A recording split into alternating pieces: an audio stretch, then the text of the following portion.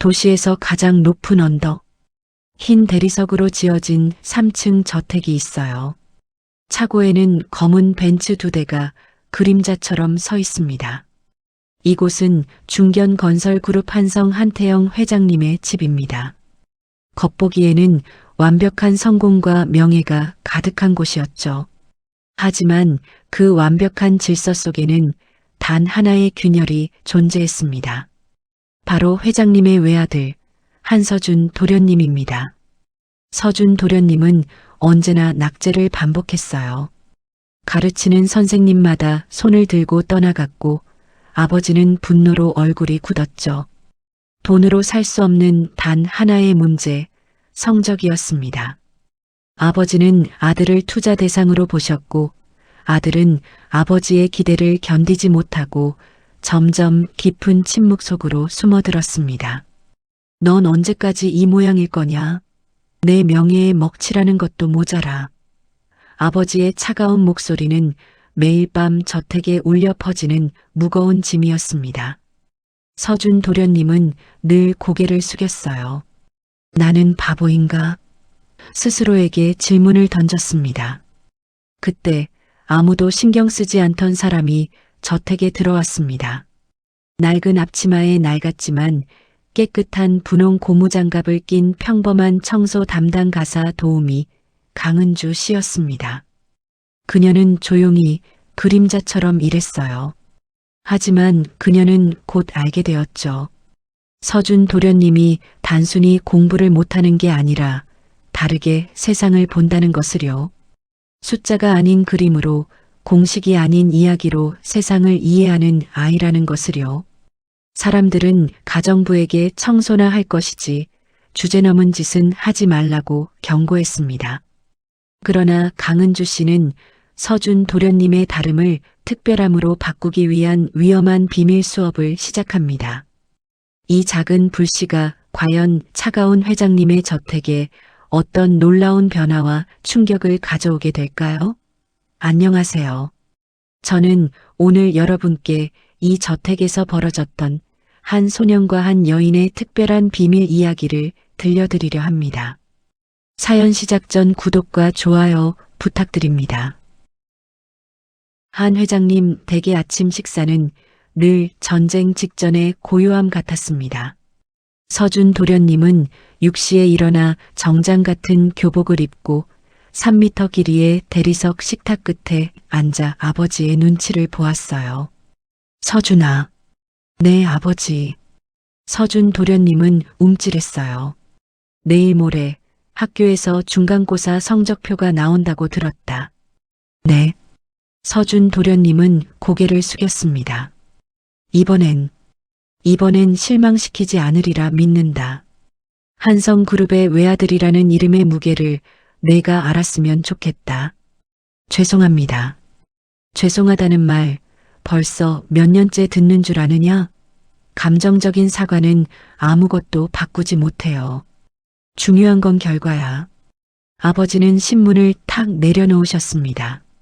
아버지는 서준 도련님의 눈을 똑바로 보지 않으셨어요. 마치 아들을 투자 실패 상품을 보는 듯한 차가운 눈빛이었습니다. 서준 도련님은 식은 토스트를 억지로 목으로 넘겼습니다. 숨쉬는 것조차 아버지를 불편하게 만드는 것 같았어요. 학교에서 서준 도련님은 투명 인간 같았습니다. 모두가 그가 재벌 회장의 아들이라는 것을 알았지만 동시에 공부 못하는 바보라는 것도 알고 있었죠. 서준이가 지나가자 아이들이 속닥였어요. 야, 쟤 또 낙제했대. 이번엔 수학 30점이라던데? 쉿. 아버지가 한태영 회장인데 머리는 왜 저 모양이냐? 유전자 오류 아니야? 서준 도련님은 그 말들을 다 듣고도 아무렇지 않은 척 걸었습니다. 익숙해져야 했으니까요. 아니, 사실은 익숙해지지 않았지만 아픔을 숨기는 법을 배운 것이었습니다. 나는 바보가 아니야. 나는 바보가 아니라고. 그런데 왜 나는 1 더하기 1도 공식대로 풀 수 없는 걸까? 나는 왜 남들처럼 숫자가 단순한 숫자로 보이지 않는 걸까? 서준 도련님은 주먹을 꽉 쥐었습니다.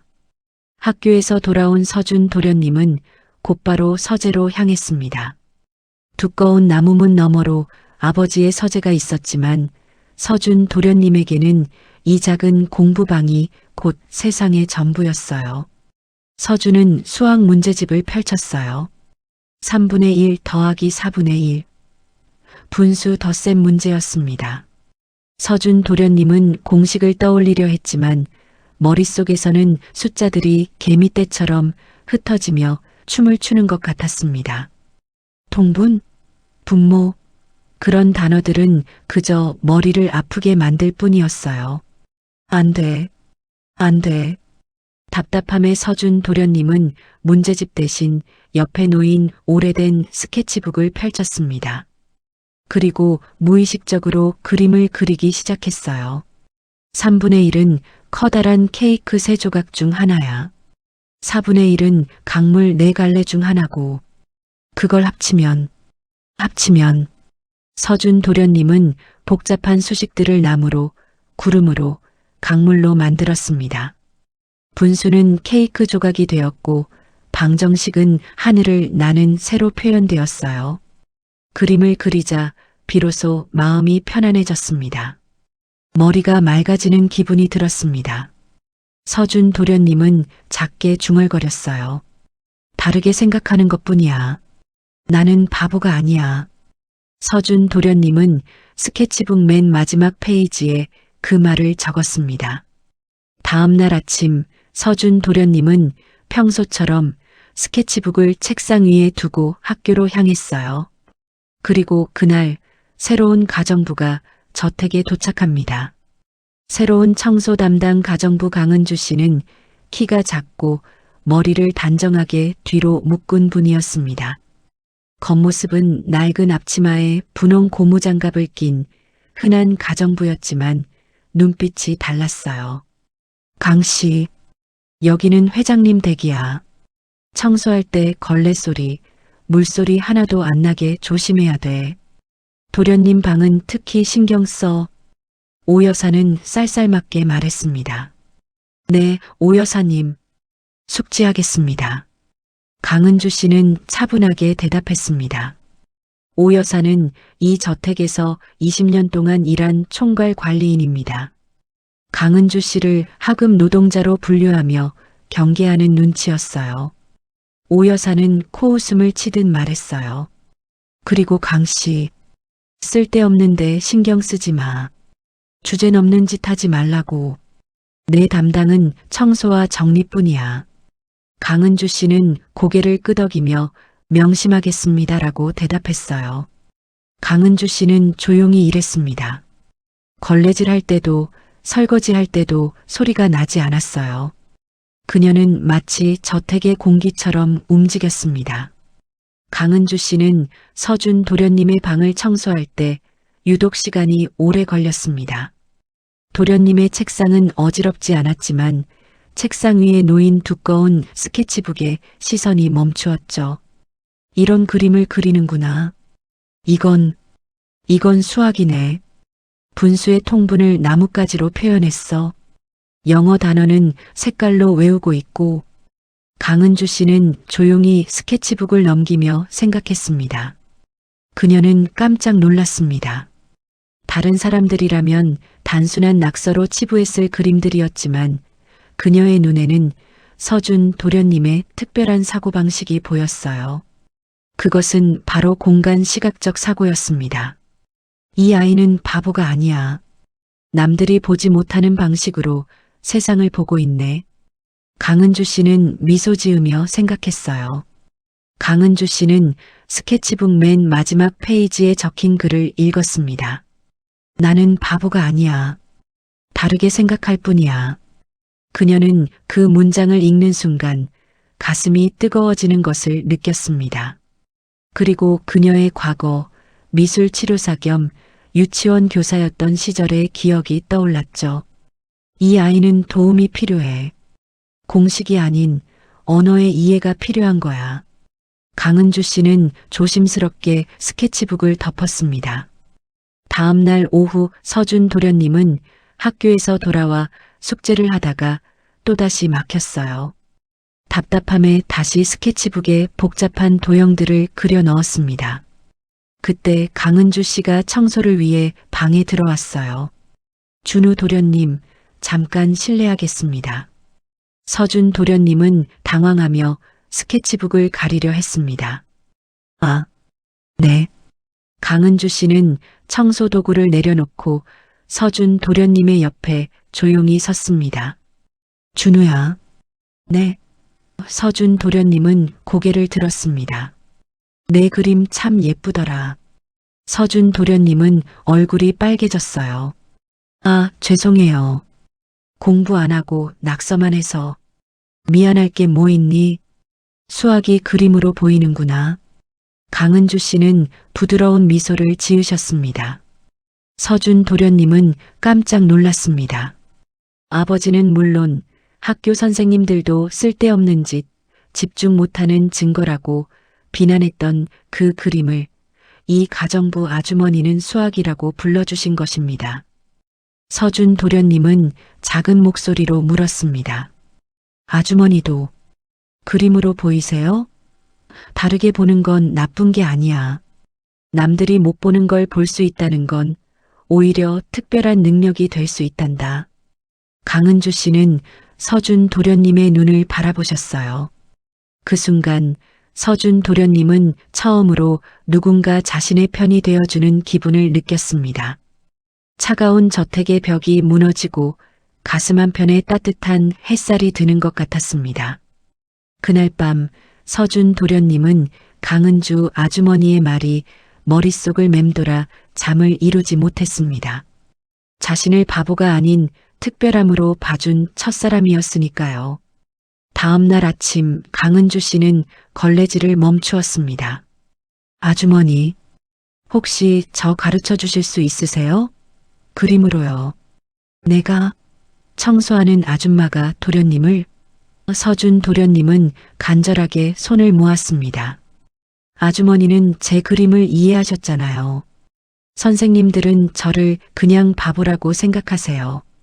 아주머니의 거칠지만 따뜻한 손을 바라보았습니다. 준우야, 아주머니가 너를 돕고 싶은 마음은 정말 간절해. 하지만 이건 아주 위험한 일이야. 위험하다고요? 응. 너희 아버지는 결과만을 보시는 분이야. 그리고 내가 청소부라는 걸 잊으면 안 돼. 내가 도련님 공부에 개입하는 건 이 집의 규칙을 어기는 주제넘은 짓이 될 수 있어. 아주머니의 눈빛은 흔들렸지만 이내 단호해졌습니다. 내가 정말 원하는 거니? 몰래, 비밀로 진행해야 해. 아무도 몰라야 해. 아버지도, 오 여사님도, 학교 선생님도. 내가 책임질 수 있겠니? 서준 도련님은 고개를 힘차게 끄덕였습니다. 네, 아주머니가 떠나시지 않게 제가 꼭 비밀을 지킬게요. 좋아. 그럼 오늘 오후 아버지가 회사에 가신 후에 서재 구석에서 우리만의 비밀 수업을 시작하자. 오후 3시 한태영 회장님이 출근한 후였습니다. 강은주 씨는 청소 도구를 든 채 서재에 들어왔고 서준 도련님은 조심스럽게 책상 한 구석에 앉았습니다. 권위의 상징인 서재에서 그들의 비밀스러운 혁명이 시작된 것입니다. 오늘은 영어 단어부터 해볼까? 애플 이걸 외우려면 어떻게 해야 할까? 서준 도련님은 골똘히 생각했습니다. 그냥 APPL이요. 하지만 외워도 자꾸 잊어버려요. 강은주 씨는 빨간색 색연필을 건넸습니다. 아니, 애플은 빨간색이야. 그리고 동그랗고 조금 단단해. 이렇게 그림을 그려볼까? 강은주 씨는 서준 도련님에게 사과라는 단어를 빨간색의 동그란 형태로 시각화하도록 지도했습니다. 단어의 철자가 아니라 단어가 가진 색깔과 질감을 느끼게 한 것입니다. 아, 신기해요. 단어가 맛있는 냄새가 나는 것 같아요. 그래, 북은 두껍고 오래된 갈색이야. 슬픔은 파란색 물방울이고 행복은 밝고 노란 햇살이겠지. 서준 도련님은 단어마다 자신만의 색깔과 형태를 부여했습니다. 신기하게도 단어들이 머릿속에 쏙쏙 들어왔습니다. 마치 그림 속의 퍼즐 조각이 제자리를 찾는 것 같았습니다. 서준 도련님은 자리에서 벌떡 일어났습니다. 아주머니, 이 단어 한번 저한테 물어봐 주세요. 그래, 그럼 엔지니어는 무슨 색이니? 잠시 생각 후 은색, 딱딱하고 정교한 톱니바퀴 같아요. 강은주 씨는 성공을 확인했습니다. 서준 도련님은 단순히 암기력이 부족한 것이 아니었습니다. 추상적인 기호 문자를 구체적인 이미지로 바꾸는 시간이 필요했던 것입니다. 비밀 수업은 서재에만 머무르지 않았습니다. 저녁 식사 준비 시간, 강은주 씨는 분홍 고무장갑을 끼고 서준 도련님에게 수학을 가르쳤습니다. 강은주 씨는 피자 한 판을 가리켰습니다. 준우야, 이 피자를 4조각으로 나누면 어떻게 될까? 서준 도련님은 칼로 4등분하는 신용을 했습니다. 4분의 1이요. 좋아. 그럼 4분의 1 2조각과 2분의 1 한 조각을 더하면? 서준 도련님은 잠시 당황했습니다. 공식대로 하려면 통분을 해야 하는데 공식은 잠시 잊어. 내가 그린 그림을 봐. 4분의 1 2조각을 합치면 2분의 1 피자 한 조각이 되지. 그럼 2분의 1과 2분의 1을 합치면? 서준 도련님은 눈을 반짝였습니다. 피자 한 판. 1이요. 서준 도련님은 무서웠던 분수가 피자 조각처럼 친숙하게 느껴지자 손뼉을 쳤습니다. 아주머니, 수학이 이렇게 쉬울 수 있다니. 정말 몰랐어요. 쉬운 게 아니야. 내가 이해하는 방식으로 바꾼 것뿐이야. 넌 특별한 방식으로 세상을 보는 거야. 그때 주방 문 앞에 오 여사가 그림자처럼 나타났습니다. 그녀는 늘 그렇듯 예리한 눈빛으로 두 사람을 응시했습니다. 강 씨, 지금 뭐 하는 건가? 설거지는 다 끝났나? 강은주 씨는 재빨리 고무장갑을 벗었습니다. 네, 오 여사님. 잠시 도련님께서 저녁 식사 준비를 돕고 계셨습니다. 도련님은 주방에 계실 분이 아니지. 규율을 지키게 해.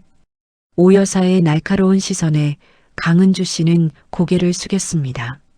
서준 도련님은 순간적으로 비밀이 발각될까봐 온몸이 얼어붙는 것 같았습니다. 강은주 씨는 그날 밤 서준 도련님에게 더욱 신신당부했습니다. 오 여사님이 눈치채기 시작했어요. 더 조심해야 합니다. 서준 도련님은 두려움에 떨며 네. 하지만 아주머니, 만약 아버지가 아시면. 아주머니는 어떻게 되세요? 강은주 씨는 서준 도련님의 책상 위에 놓인 스케치북을 덮어주었습니다. 괜찮아. 아주머니는 너에게 희망을 줄 수 있다면 어떤 벌이든 감수할 수 있어. 서준 도련님은 그 말에 죄책감과 동시에 감사함을 느꼈습니다. 그리고 며칠 후 결정적인 사건이 발생했습니다. 늦은 밤 서준 도련님이 침대에 누워 잠들기 직전이었습니다. 서재 문이 끼익하고 열리는 소리가 들렸습니다. 이게 뭐냐? 아버지, 한태영 회장님이었습니다. 아버지는 서준 도련님의 책상 위에 놓인 그림으로 가득 찬 스케치북을 들고 계셨습니다. 서준 도련님은 순식간에 침대에서 일어나 무릎을 꿇었습니다. 죄송해요, 아버지.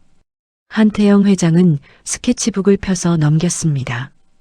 빨간 사과 그림과 파란 슬픔 그림, 그리고 피자 조각들이 가득했습니다. 내가 이딴 낙서나 하라고 비싼 과외 선생들을 붙여준 줄 아느냐? 내가 아직 정신을 못 차렸구나. 낙서가 아니에요, 아버지. 저는 서준 도련님은 변명하려 했지만 목소리가 나오지 않았습니다. 이런 식으로 해서 어느 명문대에 갈 셈이냐? 우리 집엔 실패라는 단어는 없다. 다시는 이런 쓸데없는 짓 하지 마라. 한태영 회장은 차갑게 말하고는 스케치북을 덮고 서재를 나갔습니다.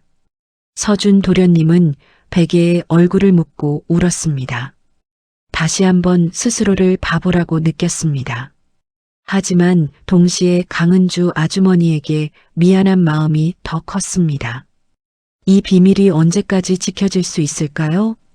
다음 날 아침 강은주 아주머니의 얼굴은 평소보다 어두워 보였습니다. 평소처럼 웃어주셨지만 눈빛이 걱정스러웠습니다. 어젯밤 아버지와의 일이 아주머니에게도 큰 부담이 되었을 것입니다. 아주머니는 제 얼굴을 보시더니 무슨 일이 있었는지 바로 알아차린 듯 했습니다. 준우야, 내가 그림으로 공부하는 건 잘못된 게 아니야. 하지만 아버지는 어른들이 항상 옳은 건 아니란다.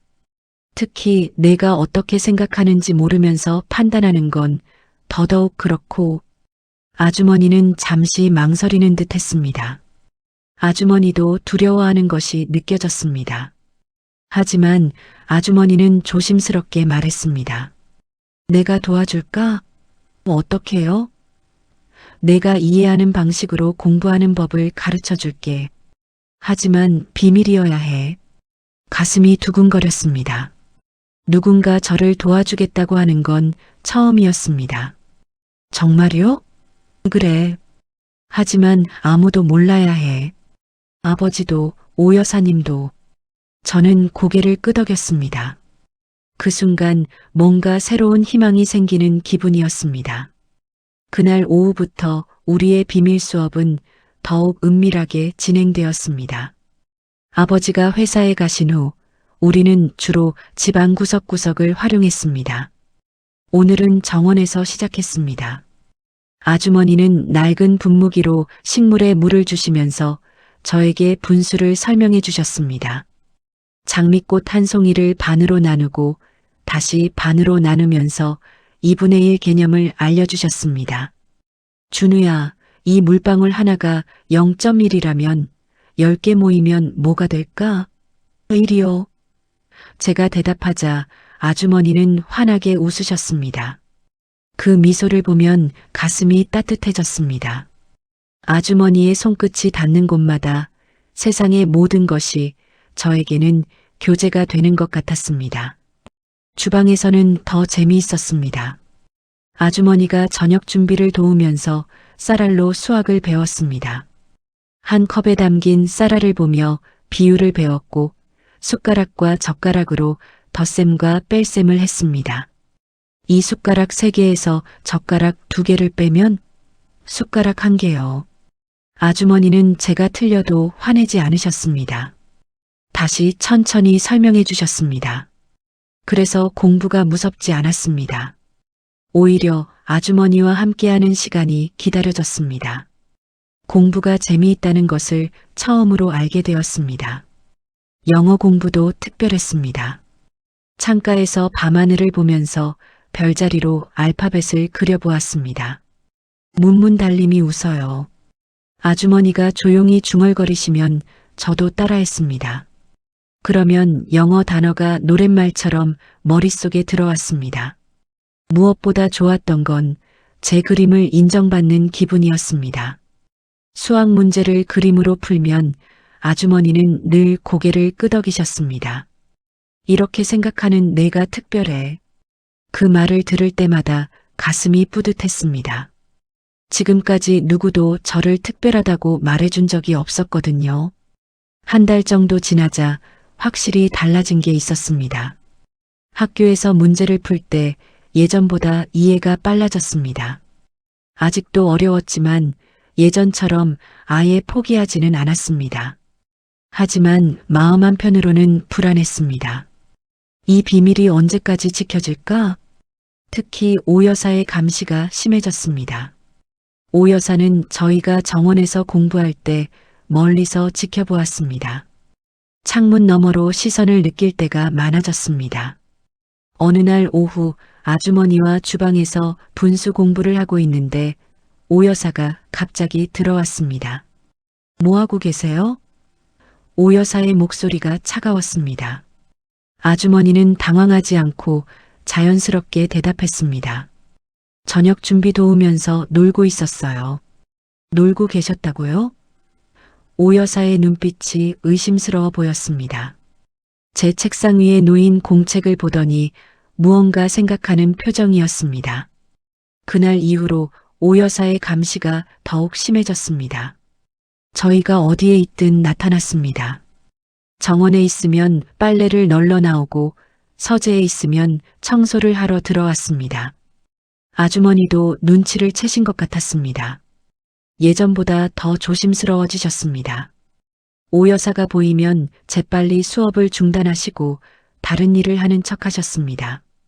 어느 날 저녁 아주머니 방에서 불빛이 새어나오는 것을 보았습니다. 아주머니가 작은 가방을 꺼내놓고 계셨습니다. 짐을 싸고 계신 걸까요? 가슴이 철렁했습니다. 설마 아주머니가 떠나려고 하시는 건 아니겠지요? 저는 불안감에 엄마의 사진 앞에 앉았습니다. 서재 책장 위에 작게 놓인 사진이었습니다. 어머니는 제가 5살 때 돌아가셨습니다. 병원에서 마지막에 제게 하신 말씀이 기억났습니다. 준우야, 엄마가 없어도 씩씩하게 자라야 해. 그때는 무슨 말인지 몰랐습니다. 하지만 지금은 조금 알 것 같았습니다. 도망치지 않고 다르게 생각하는 나를 인정하고 싶었습니다. 며칠 후 서준은 학교에서 예상치 못한 일을 겪었습니다. 수학 선생님이 문제를 풀라고 시켰는데 서준이 칠판에 나가서 그림을 그리듯 풀기 시작한 것입니다. 분수를 막대 그래프처럼 나누고 거기에 색깔을 칠했습니다. 아이들은 수군거렸고 선생님은 당황한 표정을 지으셨습니다. 한서준, 지금 장난하는 거니? 이건 낙서야. 정확한 공식과 숫자로 답을 내야지. 선생님의 질책에 서준은 다시 한번 주눅 들었습니다. 하지만 저는 이렇게 이해하는 게 빨라서요. 이해? 시험지에 그림을 그려 넣을 셈이니? 내 방식은 우리 학교에서 통용되지 않아. 당장 지우고 공식대로 다시 풀어. 서준은 고개를 숙였습니다. 집에 돌아와 강은주 아주머니에게 이 이야기를 했습니다. 아주머니는 서준의 손을 잡아주었습니다. 선생님들은 내가 다르다는 것을 인정하지 않는 거야. 하지만 우리는 괜찮아. 그림으로 이해하고 그걸 공식으로 바꾸는 연습을 하면 돼. 시험지에는 그림을 그리지 말고 내 머릿속에서만 그려야 해. 아주머니의 그 말이 서준에게는 큰 위로가 되었습니다. 서준은 아주머니에게 공식대로 답을 적어내는 번역 작업을 배우기 시작했습니다. 시각적인 사고방식을 언어적인 논리로 전환하는 훈련이었습니다. 하지만 저택의 공기는 점점 차가워졌습니다. 오 여사의 경계심은 이미 극에 달해 있었습니다. 오 여사는 은주 아주머니를 불러 세웠습니다. 강 씨, 요즘 도련님 공부방에 청소 아닌 일로 너무 오래 머무는 것 같더군. 내가 분명히 말했을 텐데 주제 넘는 짓 하지 말라고. 오 여사님, 저는 도련님께 잠시 정리정돈하는 요령을 알려드린 것뿐입니다. 정리정돈? 도련님 책상에 이상한 색연필이 늘고 쓰지 않던 스케치북이 자꾸 보이는 건 왜 그런가? 청소부는 청소만 해. 내 분수를 지켜. 오 여사는 매섭게 노려봤습니다. 강은주 아주머니는 아무 말도 하지 못하고 고개만 숙였습니다. 서준은 이 모습을 창문 너머로 지켜봤습니다. 아주머니 때문에 자신이 위험에 빠지는 것 같아 죄책감에 시달렸습니다. 그날 밤 오 여사는 강은주 아주머니가 버린 쓰레기 봉투를 뒤지기 시작했습니다. 그녀는 가정부들이 버리는 모든 것을 검사했습니다. 오 여사의 직감은 강은주에게 뭔가 숨겨진 비밀이 있다고 말하고 있었습니다. 쓰레기 봉투 안에는 찢어진 색연필 조각, 구겨진 연습장 조각, 그리고 작은 유치원 교사 명찰이 있었습니다. 명찰에는 미술치료사 강은주라고 쓰여 있었습니다. 오 여사의 눈이 번뜩였습니다. 청소부라고 했지. 교사였군. 그것도 미술치료사? 오 여사는 즉시 강은주의 이력서를 찾아 대조했습니다. 이력서에는 청소 및 가사 도우미 경력만 간략히 적혀 있었고 교사 경력은 깨끗하게 지워져 있었습니다. 강은주가 자신의 과거를 숨기고 저택에 들어왔다는 명백한 증거였습니다. 오 여사는 회장님에게 보고할 결정적인 증거를 찾았다는 생각에 입꼬리가 올라갔습니다. 그녀는 이 저택의 질서를 깨는 강은주를 반드시 몰아내리라 다짐했습니다. 오 여사는 명찰 조각과 이력서를 회장님께 보고할 파일에 조용히 넣어두었습니다. 서준과 은주 아주머니의 비밀 수업은 이제 단순한 규칙 위반이 아닌 거짓말로 시작된 위험한 행위가 되어버렸습니다. 다음 날 아침 서준은 등교 준비를 하다가 복도에서 오 여사와 마주쳤습니다. 오 여사는 서준에게 낮은 목소리로 속삭였습니다. 도련님, 청소하는 사람이 주제넘게 도련님 공부에 참견하는 것은 도련님께도 좋지 않습니다. 세상에는 지켜야 할 질서가 있는 법이지요. 서준은 오 여사의 말에 온몸의 피가 식는 것 같았습니다. 오 여사가 모든 것을 알고 있다는 명확한 경고였습니다. 서준은 아주머니의 비밀을 지켜야 한다는 강한 압박감에 시달렸습니다. 서준은 더 이상 공부가 재미있지 않았습니다. 아주머니를 지켜야 한다는 두려움이 더 컸습니다. 며칠 뒤 학교에서 중간고사 성적표가 나왔습니다. 서준은 성적표를 가슴에 품고 저택으로 돌아오는 내내 떨었습니다. 강은주 아주머니의 비밀 수업 덕분에 분명 공부가 재미있어졌고 이해도 빨라졌지만 단기간에 낙제를 면할 정도의 성적 향상은 어려웠습니다. 결과는 여전히 낙제였습니다. 다만 수학 점수가 지난번 30점에서 55점으로 올랐다는 작은 희망이 있었습니다. 저녁 식사 시간 한태영 회장은 차가운 표정으로 다이닝룸에 앉아 있었습니다. 서준은 아버지에게 성적표를 내밀었습니다. 회장은 성적표를 보지도 않고 집어들었습니다. 이번에도 기대에 미치지 못했겠지. 회장의 목소리는 서늘했습니다. 죄송합니다, 아버지. 하지만 수학은 변명하지 마라. 회장은 손을 들어 서준의 말을 막았습니다. 나는 과정이 아니라 결과만 본다. 내가 우리 집안에 계속해서 실패의 기록을 남긴다는 사실이 중요할 뿐이야. 회장은 성적표를 조용히 내려놓았습니다. 그 조용한 행동이 서준에게는 천둥 소리보다 더 무서웠습니다. 서준아, 내가 원하는 대로 과외 선생을 더 이상 붙이지 않겠다. 내 스스로 해보려무나. 서준은 희망을 느꼈습니다. 이제 비밀 수업을 들키지 않을 수 있을까요?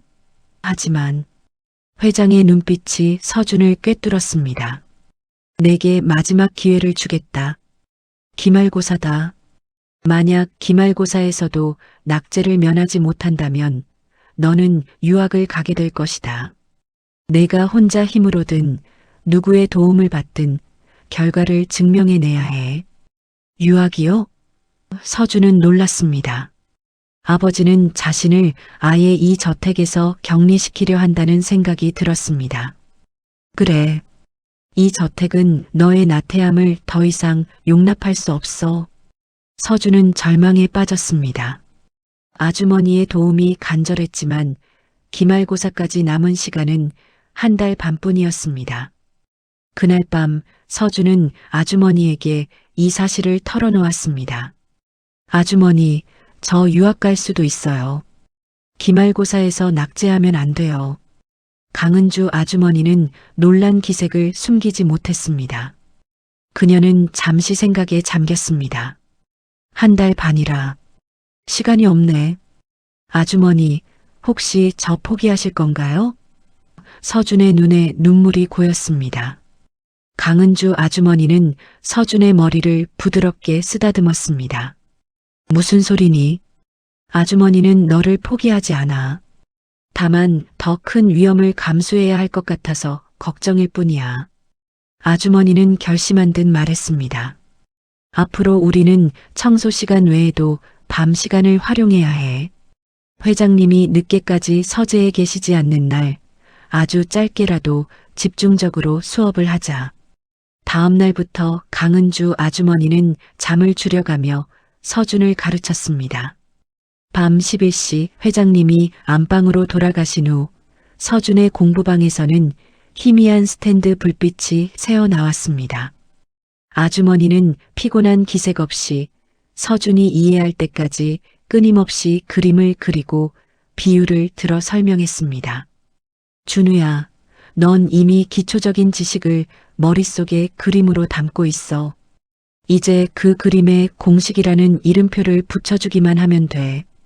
서준은 아주머니의 헌신에 감동했고 다시 한번 공부에 대한 열정을 불태웠습니다.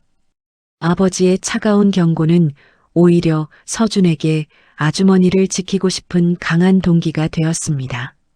그러나 이들의 밤샘 수업은 오 여사의 눈을 피할 수 없었습니다. 오 여사는 새벽에 일어나 저택을 순찰하는 것이 일상이었습니다. 그녀는 서준의 방에서 새어나오는 불빛을 보고 확신했습니다.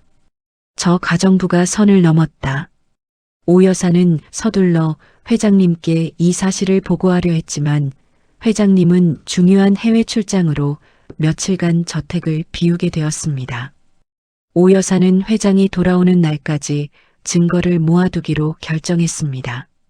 그녀는 복도에 몰래 녹음기를 설치했습니다. 강 씨, 내가 지금 하는 짓이 얼마나 위험한지 알아야 할 텐데. 오 여사는 중얼거렸습니다. 한태영 회장이 출장으로 자리를 비운 며칠은 서준과 강은주 아주머니에게는 천국이자 지옥이었습니다. 회장의 감시가 사라진 덕분에 그들은 더욱 자유롭게 공부할 수 있었지만 오 여사의 감시는 마치 독을 품은 거미줄처럼 저택 전체에 깔려 있었습니다.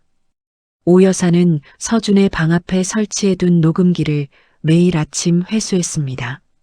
녹음기에는 강은주 아주머니가 미술치료와 유치원 교사 시절에 사용했을 법한 전문적인 교육 용어들을 사용하는 목소리가 담겨 있었습니다. 이건 그냥 청소부가 할 수 있는 교육이 아니야. 저 여자가 회장님을 기만한 거야.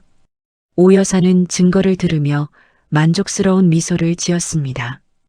오 여사는 강은주 아주머니를 따로 불러 주방 구석에서 조용히 대면했습니다. 강 씨, 내가 당신의 과거 경력을 알고 있다는 사실을 아나? 당신은 이력서에 중요한 사실을 숨겼지. 그것만으로도 당장 해고 사유가 되는 것을. 오 여사의 목소리는 낮았지만 위협적이었습니다. 강은주 아주머니는 고개를 들지 못했습니다. 오 여사님, 죄송합니다. 제가 일부러 속이려 한 것은 아니었습니다. 속이지 않았다고? 당신은 이 집의 질서를 어지럽히고 있어. 청소부가 도련님의 교육에 손을 댄다는 것 자체가 이 저택의 품격을 해치는 일이야. 당신의 자리는 아래야. 감히 위에 있는 도련님에게 교육적 영향을 주려 하다니 주제넘는 행동이야. 강은주 아주머니는 처음으로 자신의 입장을 분명히 했습니다. 저는 돈을 받기 위해 이 집에 왔지만 서준 도련님을 만난 후에는 제 사명감 때문에 도련님을 돕고 있습니다. 도련님은 바보가 아닙니다. 단지 세상이 정한 틀에 맞지 않을 뿐입니다. 저는 그 틀을 바꿔주고 싶었습니다. 사명감? 오 여사는 코웃음을 쳤습니다.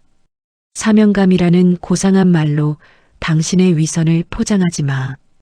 당신의 행동은 결국 회장님께 잘 보여서 신분 상승을 노리는 것에 지나지 않아.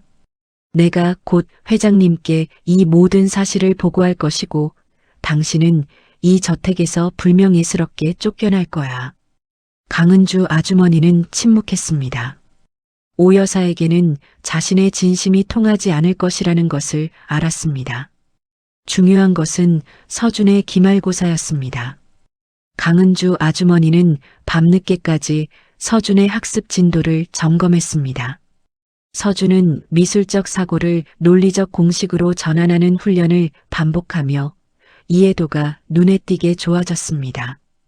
아주머니의 헌신적인 태도에 서준은 불안함 속에서도 점차 자신감을 회복해 나갔습니다.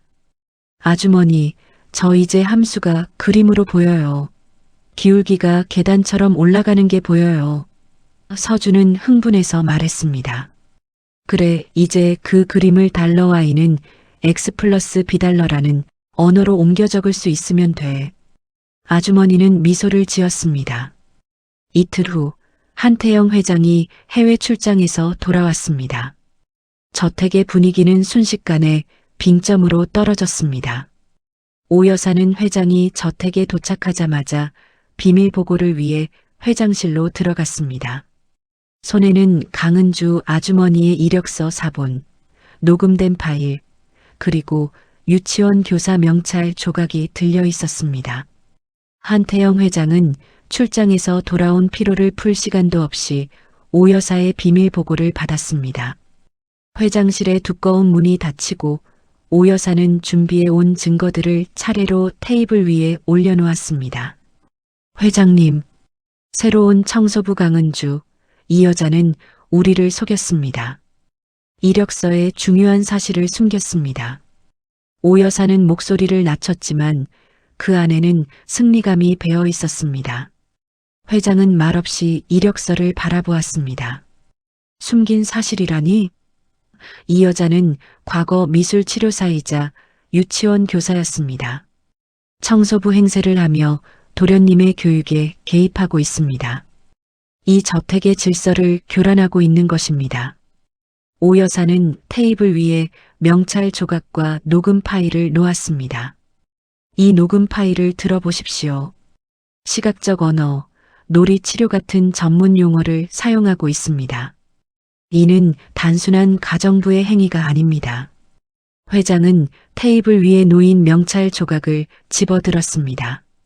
그의 얼굴은 차갑게 굳어갔습니다. 회장은 돈으로 통제할 수 없는 변수가 발생했다는 사실에 분노했습니다. 당장 그 여자를 서재로 불러. 회장의 목소리는 낮았지만 신뢰를 얼어붙게 만들 정도의 위압감이 있었습니다. 얼마 후 서준과 강은주 아주머니가 회장실로 불려 들어왔습니다. 서준은 불안함에 온몸을 떨었습니다. 강은주 아주머니는 창백했지만 침착함을 잃지 않으려 노력했습니다. 강은주 씨, 회장은 그녀의 이름을 불렀습니다. 이게 뭐지?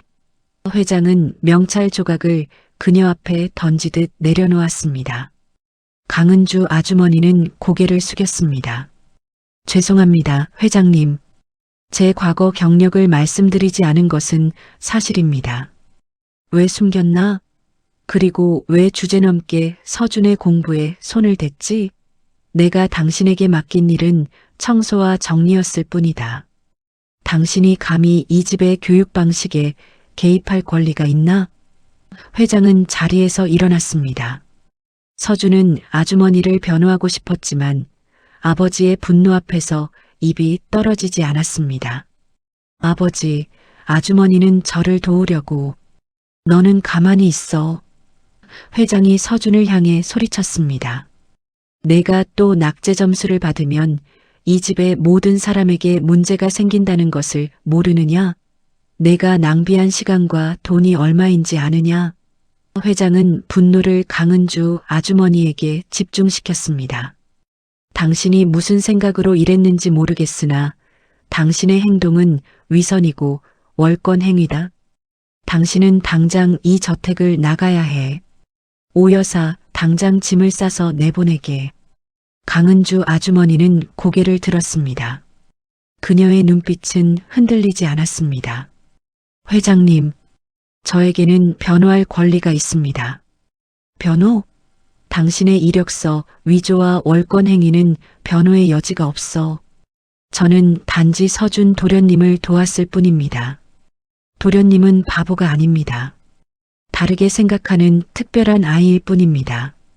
제가 도련님의 학습 방식을 그림으로 바꿔주자 이해도가 급격히 올라갔습니다. 단기간에 점수가 드라마틱하게 오르지 않았을지라도 도련님은 희망을 얻었습니다. 오 여사는 코웃음을 쳤습니다. 말이 되는 소리를 해야지. 가정부가 도련님의 교육을 망쳤다고요. 강은주 아주머니는 오 여사의 말을 무시하고 회장을 바라봤습니다. 회장님은 항상 결과만 보셨습니다. 제가 도련님을 가르친 방식이 옳았는지 옳지 않았는지는 결과로 증명하겠습니다. 회장은 강은주의 말에 잠시 멈추었습니다. 감히 자신에게 결과를 증명하겠다는 가정부의 당당함에 회장은 분노하면서도 흥미를 느꼈습니다. 증명? 회장은 한쪽 눈썹을 치켜떴습니다. 당신이 감히 나를 상대로 증명을 하겠다는 것인가? 시간 낭비는 질색이다.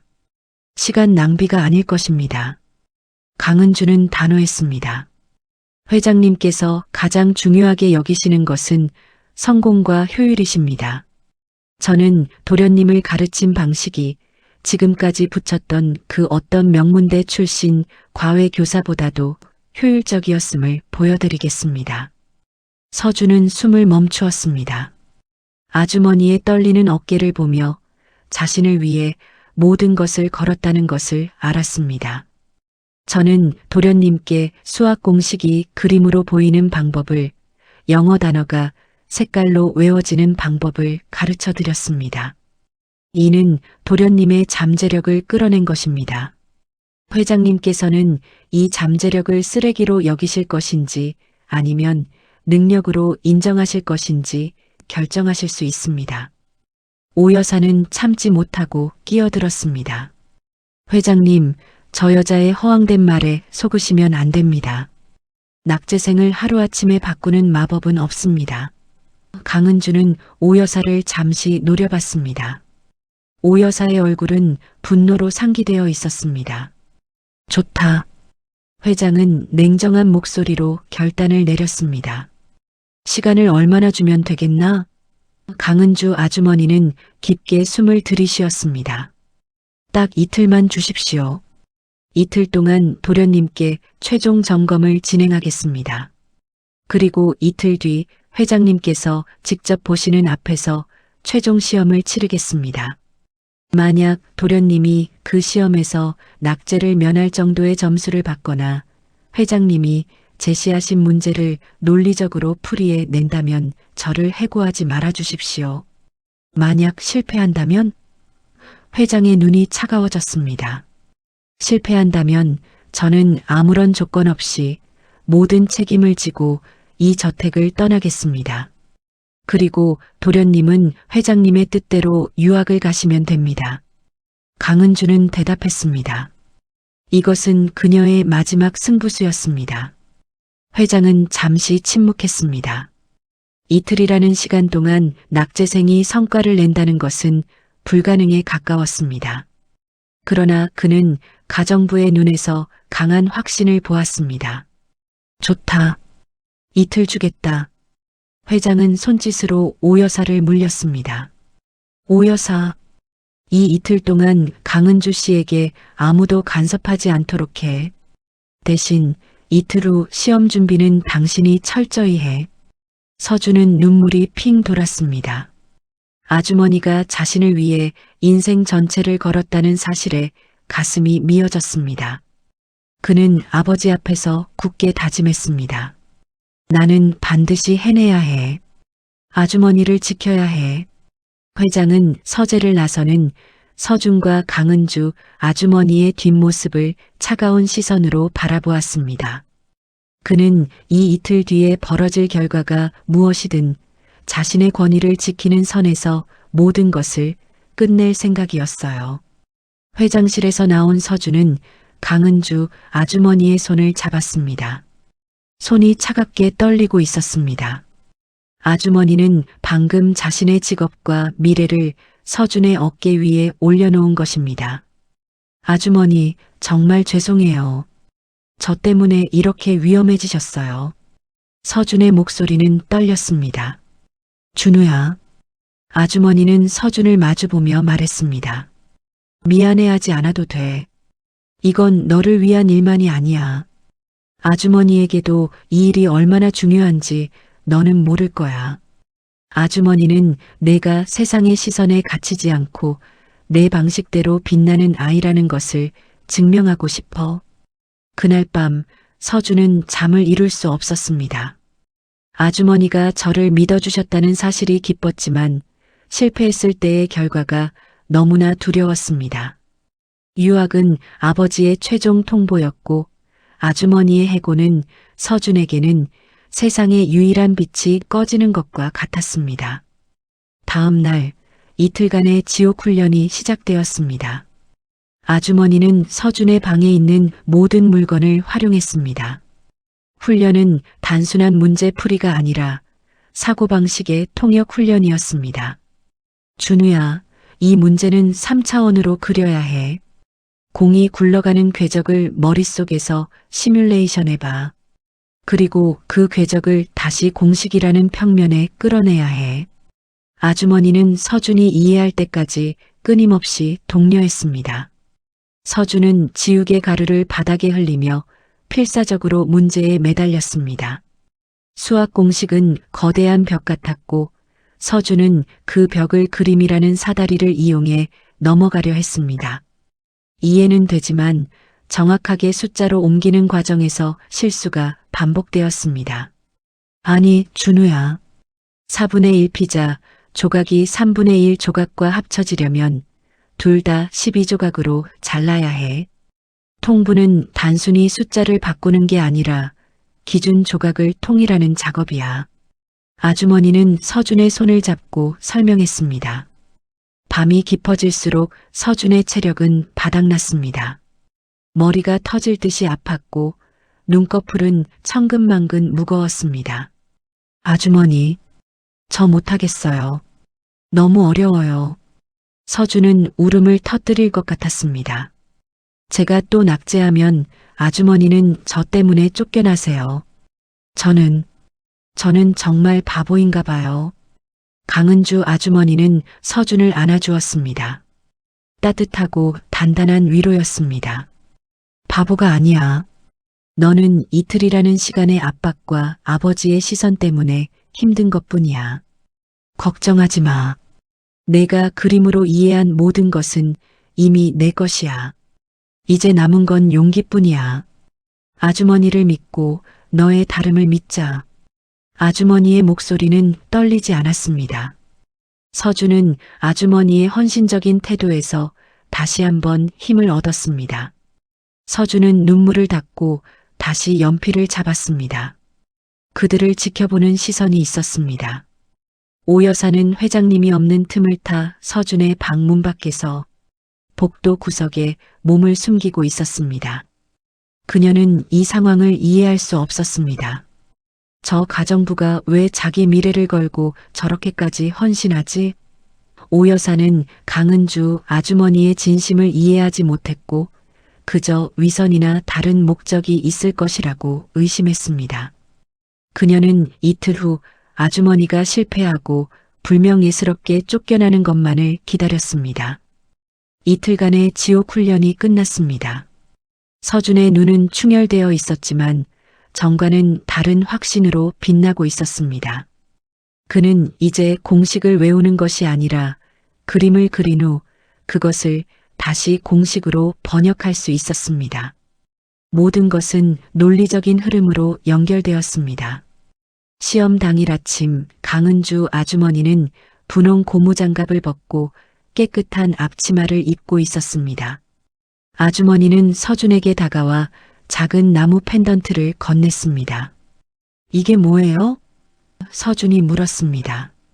아주머니가 유치원 교사 시절 아이들에게 용기를 줄 때 주던 거예요. 내가 두려울 때 이 펜던트를 만지면 돼. 내가 이해한 모든 지식은 이미 내 마음속의 그림으로 존재한다는 것을 잊지 마.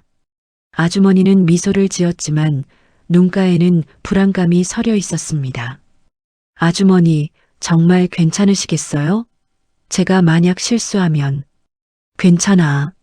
설령 결과가 좋지 않더라도 아주머니는 내가 이틀 동안 보여준 용기와 노력에 후회 없어.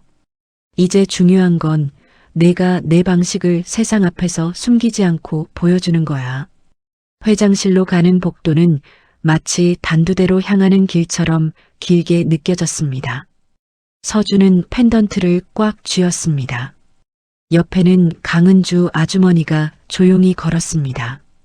복도 끝 회장실 문 앞에 오 여사가 차가운 얼굴로 서 있었습니다.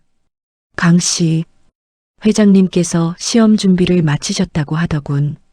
이제 돌이킬 수 없어? 오 여사는 비아냥거리는 듯한 어조로 말했습니다. 강은주 아주머니는 오 여사를 잠시 마주 보았습니다. 오 여사님, 저희는 돌이킬 생각 없습니다. 저희는 정직한 결과를 보여드릴 것입니다. 회장실 문이 열리고 서준과 강은주 아주머니는 안으로 들어섰습니다. 넓은 서재 중앙에는 한태영 회장이 앉아 있었고 앞에는 단 하나의 시험지가 놓여 있었습니다. 회장의 얼굴은 감정을 읽을 수 없을 만큼 차가웠습니다. 앉아라. 서준은 회장 앞에 놓인 작은 책상에 앉았습니다. 강은주 아주머니는 그 옆에, 오 여사는 회장 뒤편에 서서 이 상황을 지켜보았습니다. 서재의 공기는 무겁고 숨막혔습니다. 시험은 단 두 문제다. 회장이 말했습니다. 하나는 기말고사 예상 문제 중 가장 어려운 수학 문제고 다른 하나는 경제학적 논리를 묻는 주관식이다. 나는 내가 단순히 답을 맞히는 것뿐만 아니라 내 방식대로 논리를 전개할 수 있는지 보고 싶다. 서준은 침을 삼켰습니다. 오 여사는 회장이 제시한 문제가 고등학교 1학년 수준을 훨씬 뛰어넘는 난이도라는 것을 알고 있었습니다. 그녀는 강은주 아주머니가 이대로 비참하게 실패하리라 확신했습니다. 회장은 시험지를 서준 앞으로 밀었습니다. 서준은 떨리는 손으로 시험지를 바라보았습니다. 첫 번째 문제, 복잡한 미분과 적분이 섞인 듯한 응용 함수 문제였습니다. 서준은 머리가 하얘지는 것을 느꼈습니다. 시간은 30분 주겠다. 시작해. 회장의 목소리가 울렸습니다. 서준은 아주머니가 준 나무 펜던트를 만졌습니다. 내 머릿속에서 그림을 그려야 해. 아주머니의 목소리가 들리는 것 같았습니다. 서준은 시험지에 시선을 고정했습니다. 복잡하게 얽힌 응용 함수 문제는 마치 거대한 거미줄처럼 보였습니다. 머릿속은 하얘졌고 숨이 막혀왔습니다. 이 문제를 풀지 못하면 아주머니는 쫓겨나고 자신은 유학을 가야 했습니다. 서준은 떨리는 손으로 아주머니가 건넨 나무 펜던트를 꽉 쥐었습니다. 아주머니의 목소리가 들리는 것 같았습니다. 두려울 때 이 펜던트를 만지면 돼. 내가 이해한 모든 지식은 이미 내 마음속의 그림으로 존재한다는 것을 잊지 마. 서준은 연필 대신 빨간색 색연필을 들었습니다. 회장과 오 여사가 지켜보는 앞에서 서준은 시험지 옆에 빈 공간에 그림을 그리기 시작했습니다. 회장실의 냉기가 서준의 손끝까지 전해졌습니다. 저 아이가 지금 뭐 하는 것이오? 회장의 낮은 목소리가 울렸습니다. 회장은 서준이 시험 시간에 낙서를 시작하는 것을 보고 분노했습니다. 오 여사는 만족스러운 미소를 지었습니다. 결국 저 가정부의 헛된 방식이 도련님을 망치는군. 강은주 아주머니는 조용히 회장에게 고했습니다. 회장님, 도련님은 자신의 언어로 문제를 해석하는 중입니다. 잠시만 지켜봐 주십시오. 서준은 문제 속의 함수를 계단식 건물로 상상했습니다. 복잡한 미분과 적분은 건물의 층을 쌓고 깎아내는 작업으로 시각화했습니다. 서준의 머릿속에서는 그림이 완성되었습니다. 건물의 설계도, 즉 개념이 잡혔습니다. 이제 남은 것은 그 그림을 아버지의 언어 공식으로 번역하는 것입니다. 서준은 색연필을 내려놓고 다시 연필을 들었습니다. 그리고 놀랍게도 함수 문제의 풀이 과정을 정석적인 수학 공식으로 적어 내려가기 시작했습니다. 처음에는 서툴렀지만 점차 속도가 붙었습니다. 그의 손끝은 그림으로 이해한 논리를 따라가고 있었습니다. 논리적인 전개는 완벽했습니다. 회장은 눈을 가늘게 뜨고 시험지를 바라봤습니다. 옆에는 화려한 색깔로 그려진 난해한 건축 설계도 같은 낙서가 있었지만 그 옆에는 완벽한 공식이 질서정연하게 적혀 있었습니다. 회장의 미간이 잠시 풀리는 듯 했습니다. 30분이 채 되지 않아 서준은 첫 번째 문제의 답을 구했습니다. 정확한 숫자였습니다. 다 풀었습니다. 서준이 말했습니다. 회장은 놀라움을 감추고 시험지를 집어들었습니다. 그는 계산기로 답을 확인했습니다. 정답이었습니다. 회장은 시험지 위의 낙서를 다시 바라보았습니다. 그리고 강은주 아주머니를 쳐다보았습니다. 아주머니는 고개를 끄덕였습니다.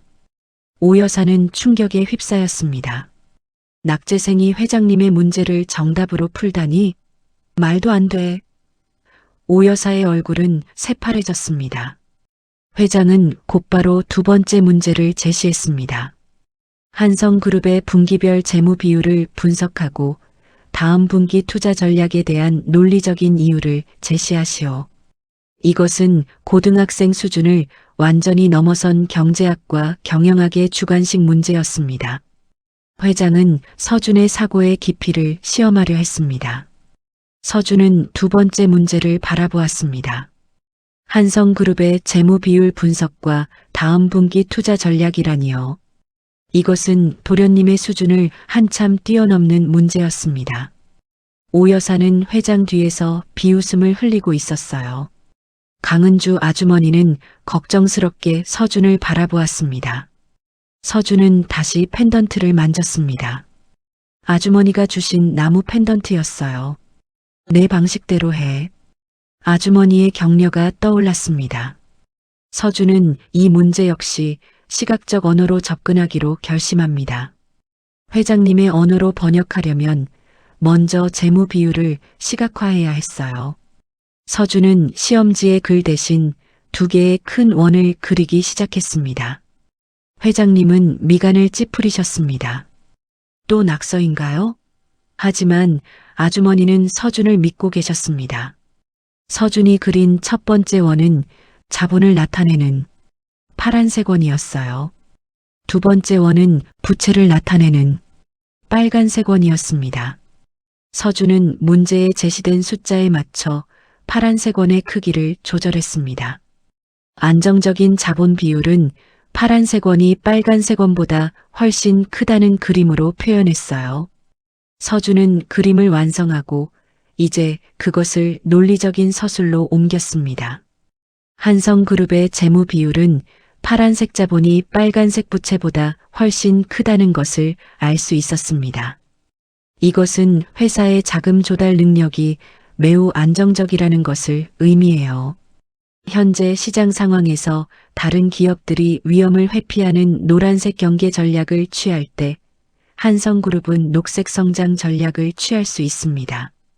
서준은 침착하게 자신의 논리를 전개했습니다. 성장 전략을 위한 투자는 회장님께서 과거 말씀하셨던 신사업 분야가 적절합니다. 특히 친환경 에너지 분야는 장기적인 성장이 확실해 보여요.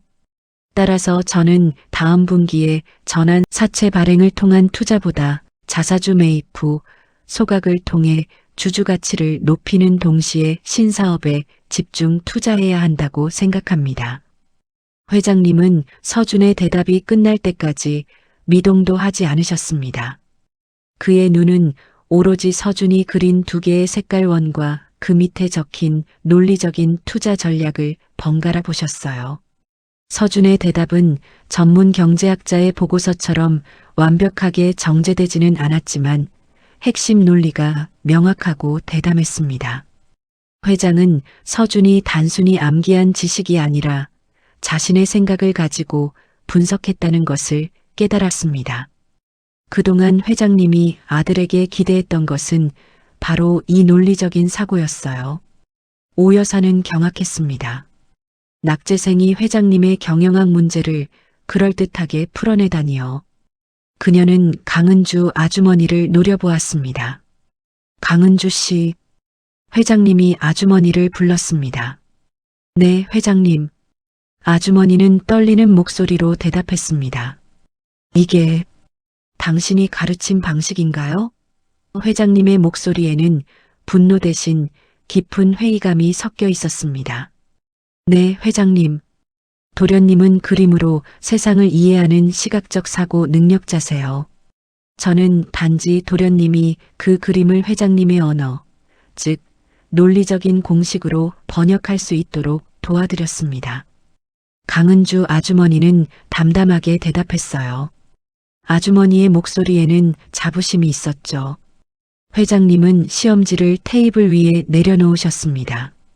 그는 서준이 그린 2개의 원, 그리고 그 아래의 정확한 논리를 오래도록 바라보셨습니다. 오 여사는 침묵했고 서준은 숨도 제대로 쉴 수 없었습니다. 회장님은 천천히 입을 여셨어요. 나는 이 아이가 멍청하다고 생각했어요. 내가 가르치려는 수직적인 질서와 효율성, 그 어떤 것도 받아들이지 못한다고 생각했었죠. 회장님의 목소리는 낮고 떨렸습니다. 하지만 이 아이는 나보다 더 입체적으로 세상을 보고 있었군요. 회장님은 처음으로 서준의 머리를 바라보셨습니다. 나는 이 아이에게 공식을 외우라고 강요했어요. 그게 세상의 유일한 길이라고 생각했거든요. 내 방식대로 하지 못하면 실패라고 단정 지었어요. 회장님은 자리에 앉은 채 몸을 깊숙이 기대셨어요. 그의 얼굴에는 성공한 기업가의 권위 대신 외로운 아버지의 고독이 비쳤습니다. 내가 서준이를 너무 힘들게 했군요. 다르게 보는 것을 잘못된 것으로 만들어버렸어요. 회장님은 나지막이 중얼거리셨습니다. 이는 서준이 태어난 이래 처음으로 듣는 아버지의 인정이었어요. 서준은 그제야 눈물이 터졌습니다. 아버지, 저는 바보가 아니었어요. 서준은 말을 잇지 못하고 울었습니다. 그 눈물은 그동안 쌓아왔던 낙제생으로서의 좌절감과 아버지에게 인정받지 못한 슬픔이었습니다. 강은주 아주머니는 서준의 등을 토닥였습니다. 회장님은 오 여사를 바라보셨습니다. 오 여사는 여전히 불만을 가득 품고 있었어요. 오 여사, 회장님은 단호하게 명령했습니다. 강은주 씨에게 당장 사과하세요. 그리고 당신이 설치한 모든 도청 장비를 철거하세요.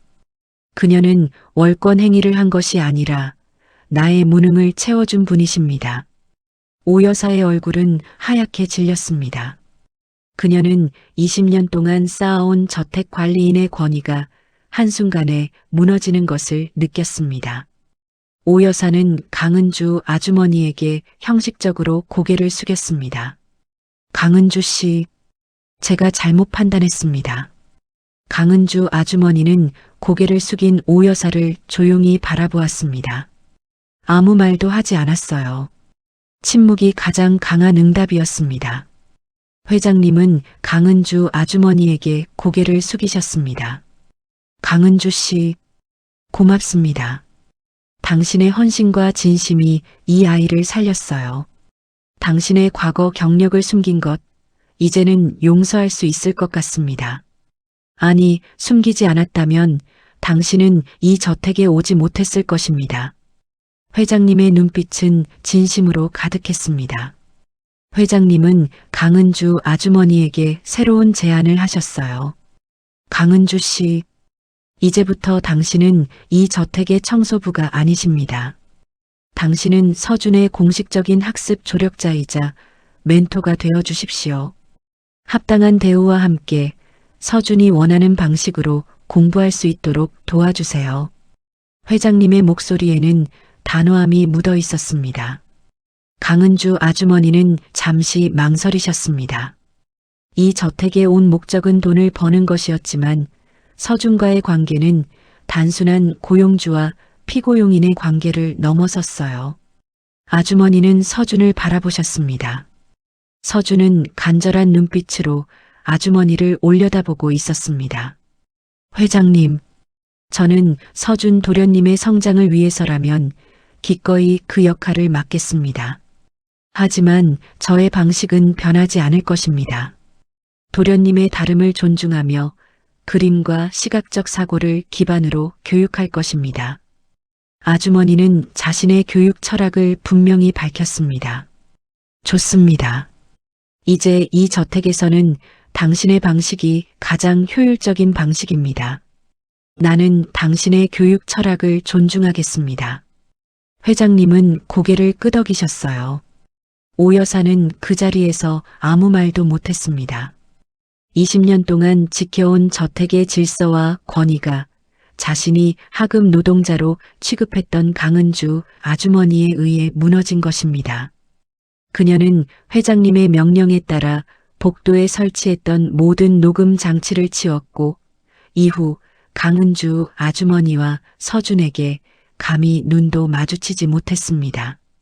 서준은 그날 밤 아주머니에게 진심으로 감사 인사를 전했어요. 아주머니 정말 고맙습니다. 아주머니 덕분에 제가 바보가 아니라는 것을 알았어요.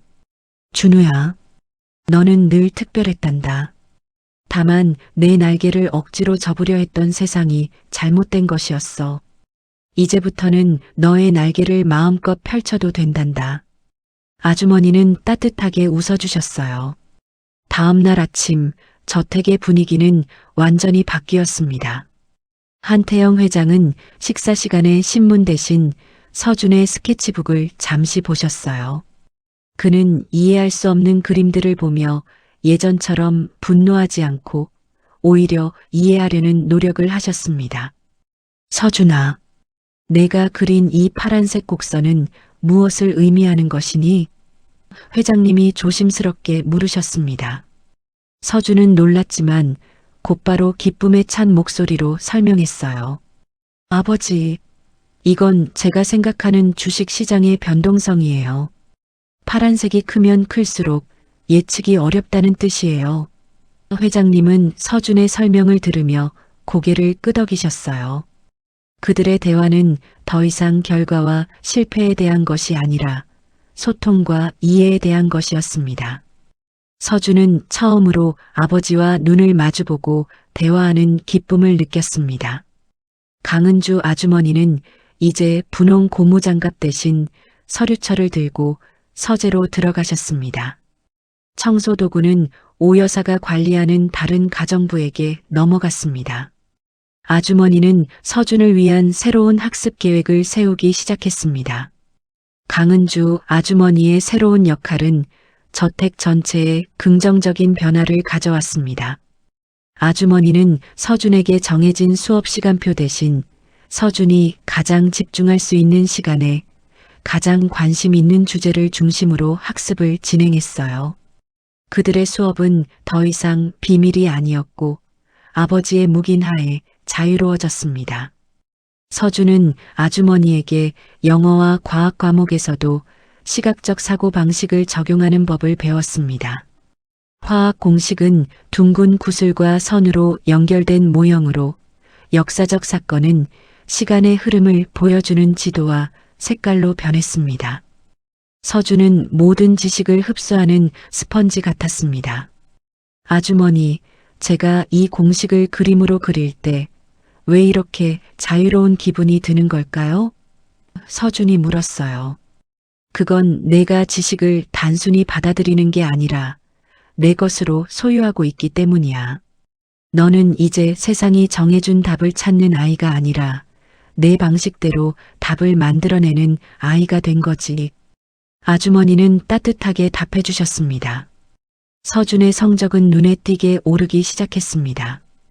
특히 단순히 암기하는 과목이 아니라 사고력을 요하는 과목에서 두각을 나타냈어요.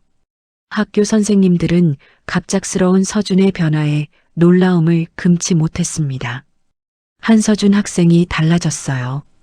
예전에는 질문하면 피하기만 했는데 이제는 자신의 논리를 가지고 당당하게 대답해요. 풀이 방식은 독특하지만 답은 항상 정확합니다. 담임 선생님이 회장님께 보고했어요. 한태영 회장은 그 보고를 들을 때마다 과거 자신이 아들을 실패자로 몰아붙였던 기억에 죄책감을 느꼈어요. 그는 강은주 아주머니에게 진심으로 감사함을 표현하곤 했습니다. 강은주 씨 덕분입니다. 내가 20년 동안 이 아이에게 주지 못했던 인정을 당신이 단 몇 달 만에 주었어요. 당신이 이 저택에 오신 것은 하늘이 내린 기적 같아요. 회장님의 말은 진심이었습니다. 하지만 강은주 아주머니는 항상 겸손하셨습니다. 회장님, 저는 단지 도구를 건네드렸을 뿐입니다. 도구를 사용하는 용기와 능력은 모두 서준 도련님 안에 원래부터 있었어요. 도련님은 이제 곧 어머니의 빈자리까지 스스로 채워나가실 것입니다. 어느 날 저녁 서준은 아주머니에게 조심스럽게 물었습니다. 아주머니 혹시 왜 저택에 청소부로 오신 거예요? 원래 교사셨잖아요. 강은주 아주머니는 창밖의 밤하늘을 바라보셨습니다. 아주머니에게도 지켜야 할 가족이 있단다. 그 가족을 위해 가장 높은 급여를 주는 곳이 필요했어. 그리고 우연히 내 스케치북을 보게 된 거지. 운명이었나 봐. 아주머니의 그 말에 서준은 아주머니가 헌신과 희생을 통해 자신의 가족을 지키려 한다는 것을 알았습니다. 아주머니가 자신에게 보여준 진심이 얼마나 큰 대가와 용기를 필요로 했는지 깨달았어요. 서준은 아주머니에게 더 잘하고 싶다는 다짐을 했습니다. 이제 아주머니는 서준에게 단순한 선생님이 아니라 인생의 길을 보여준 또 다른 어머니 같은 존재가 되었습니다. 시간은 빠르게 흘렀고 드디어 기말고사 당일이 다가왔어요. 서준은 전과는 비교할 수 없을 만큼 자신감이 넘쳤습니다. 아주머니와의 수업 덕분에 공식이 가진 그림을 읽을 수 있게 되었거든요. 시험지 앞에서는 이제 두려움 대신 해석의 재미를 느꼈어요. 시험 결과는 놀라웠습니다. 서준은 모든 과목에서 낙제를 면했을 뿐 아니라 수학과 과학 같은 논리 과목에서는 중상위권에 안착하는 기염을 토했습니다. 학교 선생님들은 믿을 수 없다는 반응이었어요. 한서준이 어떻게 이렇게 단기간에 모두들 의아해했습니다. 서준은 그 성적표를 당당하게 아버지께 내밀었어요. 한태영 회장은 성적표를 들고 한참 동안 말이 없으셨습니다. 그는 낙제만 면하길 바랐는데 아들은 기대 이상의 결과를 가져왔습니다. 회장님의 눈에는 놀라움과 자부심이 교차했어요. 서준아, 잘했다. 정말 잘했어. 회장님은 처음으로 아들의 머리를 쓰다듬으셨어요. 그 따뜻하고 어색한 손길에 서준은 울컥했습니다. 그러나 회장님은 여기서 만족하지 않으셨어요. 그는 아들의 성장이 강은주 아주머니의 특수한 교육 방식에 기인한다는 것을 알고 계셨습니다. 회장님은 아들의 미래를 걸고 아주머니의 교육 방식이 단기적인 유행이 아님을 확인하고 싶어 하셨습니다. 서준아, 기말고사는 내가 잘 해냈지만 나는 내가 정말로 성장했는지 마지막으로 확인하고 싶다. 회장님은 말씀하셨습니다. 서준의 눈빛이 흔들렸습니다. 또 시험인가요, 아버지? 그래. 하지만 이번엔 학교 시험이 아니다. 인생의 난제다. 회장님은 서준을 데리고 서재로 향하셨습니다. 그곳에는 강은주 아주머니도 이미 와 계셨어요. 아주머니는 서준에게 용기를 주기 위해 살짝 미소 지으셨습니다. 회장님은 서재 벽면에 걸려있던 커다란 세계 지도를 가리키셨습니다. 서준아, 내가 만약 한성그룹의 후계자가 된다면 너는 새로운 시장을 개척해야 한다. 이 지도에서 너는 향후 10년간 가장 높은 잠재 성장률을 보일 대륙을 찾아야 한다. 단순히 경제 성장률 수치만 보는 것이 아니라 문화적, 사회적 변수까지 고려해서 왜 그곳이 파란색 곡선의 성장 잠재력을 가지고 있는지 그림과 논리로 설명해야 한다. 서준은 숨을 들이마셨습니다. 이것은 정답이 정해져 있지 않은 통찰력과 종합적인 사고력을 요구하는 문제였습니다. 아주머니의 교육 방식을 통해서만 풀 수 있는 최종 시험이었어요. 강은주 아주머니는 서준에게 펜과 종이를 건네셨습니다. 준우야, 내 머릿속에서 세상의 그림을 그려봐. 그리고 그 그림을 아버지께 들려드리는 거야. 서준은 고개를 끄덕였습니다. 이제 그는 더 이상 과거의 낙제생이 아니었습니다. 그는 자신의 언어를 가진 특별한 아이였어요. 서준은 펜을 들고 지도에 펼쳐진 복잡한 세계를 색깔과 도형으로 분석하기 시작했습니다. 그의 표정은 진지했고 눈빛은 빛났습니다. 서준은 지도 앞에서 깊은 생각에 잠겼습니다. 복잡한 경제 성장률 수치나 통계 자료는 잠시 잊었습니다.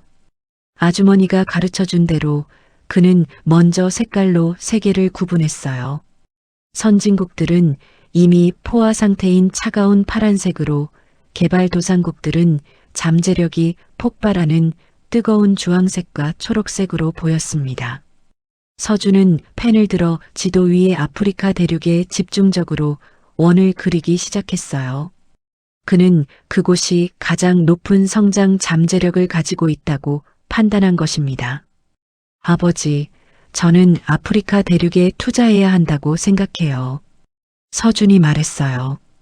회장님은 눈썹을 살짝 올리셨어요. 아프리카? 그곳은 정치적 불안정성과 낮은 인프라 수준으로 리스크가 가장 높은 곳인데, 내가 생각하는 파란색 곡선의 근거는 무엇이지? 회장님은 아들의 논리를 냉철하게 파헤치셨습니다. 강은주 아주머니는 조용히 서준의 옆에 서서 아들이 흔들리지 않도록 심리적인 지지를 해주었습니다. 아주머니는 서준이 스스로의 논리를 펼치기를 바랐어요. 네, 리스크는 높습니다. 서준은 숨을 고르고 답했어요. 하지만 아버지, 저는 리스크를 빨간색 원으로 보고 있어요.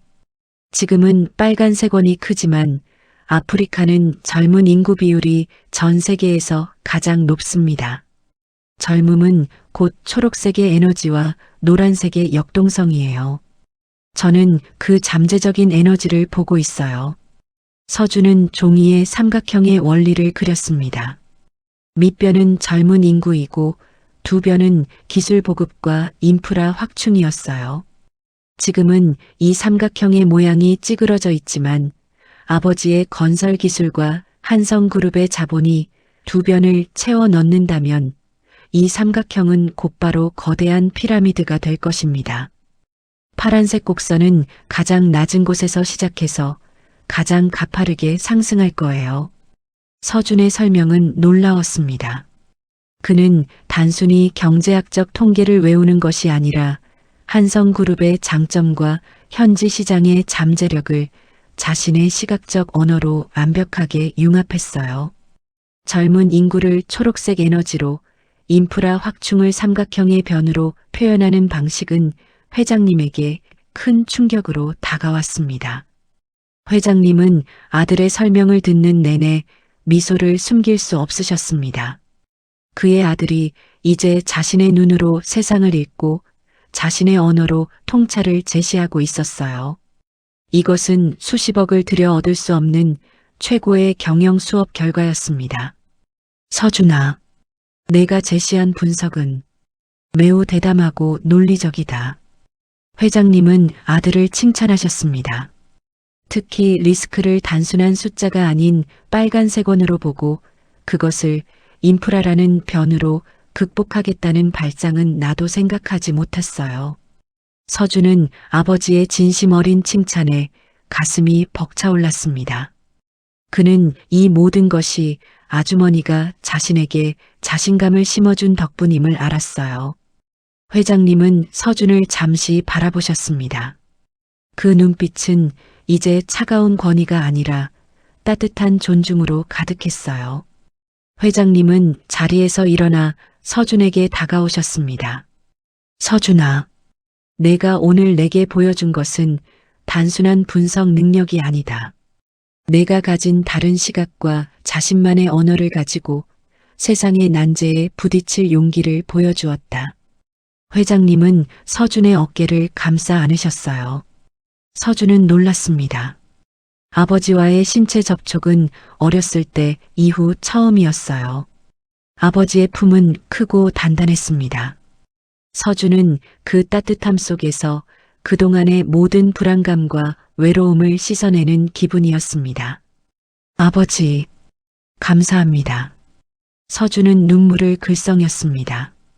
회장님은 강은주 아주머니를 바라보셨습니다. 강은주 씨, 당신 덕분입니다. 당신은 이 아이에게 세상을 읽는 법을 가르쳐 주셨습니다. 나는 당신이 내 아들의 가장 중요한 멘토가 되어주길 진심으로 부탁드립니다. 앞으로 이 저택에서 청소부가 아닌 교육자문위원으로서의 대우를 받으실 것입니다. 회장님은 아주머니에게 공식적으로 직함과 권위를 부여했습니다. 강은주 아주머니는 깊이 고개를 숙이셨습니다. 회장님, 저의 진심을 알아주셔서 감사합니다. 저는 서준 도련님을 끝까지 돕겠습니다. 오 여사는 서재 문 밖에서 이 모든 상황을 지켜보았습니다. 그녀의 얼굴은 패배감과 당혹감으로 얼룩져 있었습니다. 자신이 그토록 지키려 했던 저택의 질서와 회장의 권위가 자신이 가장 무시했던 분홍 고무장갑을 낀 가정부에게 무너진 것입니다.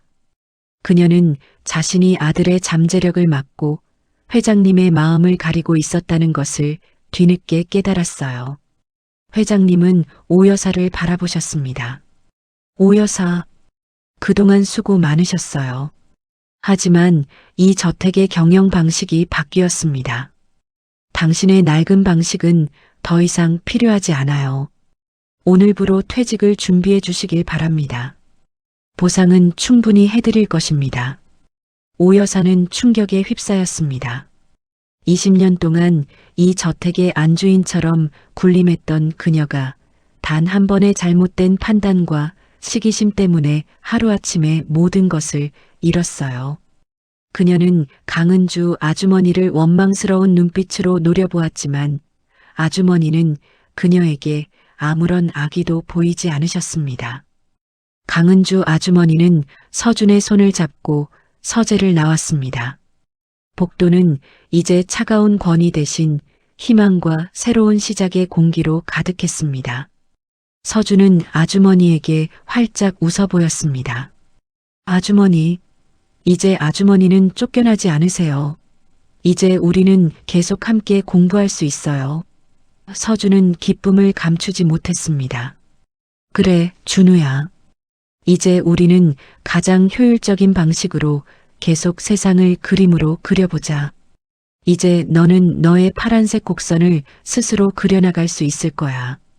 아주머니는 서준의 등을 부드럽게 쓰다듬으셨습니다.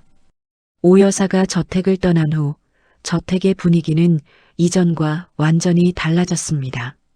차가운 대리석 벽과 무거운 커튼 속에서도 온기가 느껴지기 시작했어요. 한태영 회장님은 사업 보고서를 보면서도 틈틈이 서준의 공부에 관심을 보이셨습니다. 회장님은 이제 서준에게 공식적인 질문 대신 내 생각은 어떠니? 라고 물으셨습니다. 서준은 더 이상 아버지의 눈치를 보지 않았습니다. 그는 아버지에게 자신의 생각과 그림을 당당하게 설명했고 회장님은 아들의 독특한 논리에서 경영의 새로운 아이디어를 얻기도 하셨어요. 서준과 아버지의 관계는 존중과 소통을 기반으로 새롭게 정립되었습니다. 강은주 아주머니는 교육자문위원이라는 직함에 걸맞게 서재에 작은 오피스 공간을 마련했습니다. 하지만 아주머니는 여전히 점심시간이나 쉬는 시간에는 서준과 함께 주방에서 간단한 요리를 하면서 생활 속의 교육을 이어가셨습니다. 아주머니의 손에는 더 이상 분홍 고무장갑이 없었지만 서준은 아주머니의 따뜻한 마음이 여전히 분홍 고무장갑처럼 느껴진다고 생각했어요. 아주머니, 저 이제 숙제 다 했어요. 서준이 환하게 웃으며 아주머니를 불렀습니다. 잘했네, 준우야. 이제 잠깐 쉬면서 아주머니가 만든 단팥빵이나 같이 먹을까? 아주머니가 따뜻한 단팥빵을 건네셨습니다. 단팥빵은 달콤했고 서준은 그 맛에서 어머니의 따뜻한 손길을 떠올렸어요. 아주머니는 서준에게 잃어버렸던 가정의 온기와 정서적 안정감을 되찾아 주셨습니다. 몇 달 후 서준은 학교에서 전교생이 참여하는 미래 도시 설계 대회에 참가했습니다. 서준은 그동안 아주머니에게 배운 시각적 사고 능력을 총동원했습니다. 그는 도시의 복잡한 교통 시스템을 유기적인 혈관처럼 그려냈고 에너지 흐름을 색깔의 파동으로 표현했어요. 결과는 대상이었습니다. 서준은 사람들 앞에서 당당하게 자신의 독특한 설계 논리를 설명했습니다. 더 이상 수치와 공식에 갇힌 아이가 아니었어요. 그는 자신만의 언어로 세상을 설계하는 창조적인 인재로 거듭난 것입니다. 시상식 후 서준은 가장 먼저 강은주 아주머니를 찾았습니다. 아주머니, 제가 해냈어요.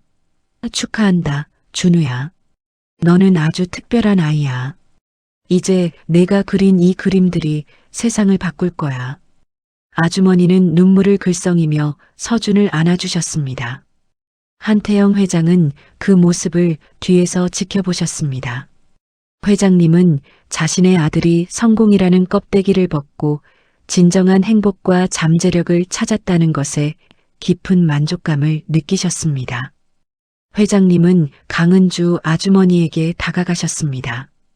강은주 씨, 이제 곧 서준이가 방학을 맞이합니다. 서준이가 원한다면 당신의 가족분들과 함께 저희 가족여행에 동행해 주십시오. 당신은 이제 단순한 멘토가 아니라 우리 가족의 일원이십니다. 회장님의 제안은 진심이었습니다. 아주머니는 놀라움과 감사함에 고개를 숙였습니다. 회장님, 감사합니다. 서준은 그 말을 듣고 환하게 웃었습니다. 아주머니가 이제 영원히 자신의 곁에 있을 것이라는 안도감과 기쁨 때문이었어요. 차가웠던 1% 저택은 분홍 고무장갑이 가져온 작은 기적과 진정한 인정 덕분에 마침내 따뜻한 가족의 보금자리로 변했습니다. 이 이야기는 세상의 잣대에 갇혀 스스로를 의심하는 모든 이들에게 당신은 틀리지 않았다고 용기를 주는 메시지를 전합니다. 오늘의 감동적인 이야기가 여러분의 마음에 깊은 울림을 주었기를 바랍니다. 구독과 좋아요는 저희가 더 많은 따뜻한 기적의 사연을 발굴하고 제작하는데 가장 큰 힘이 됩니다. 다음번에도 인생의 진정한 가치를 되찾게 해줄 더욱 감동적이고 의미 있는 이야기로 찾아뵙겠습니다. 끝까지 시청해 주셔서 감사합니다.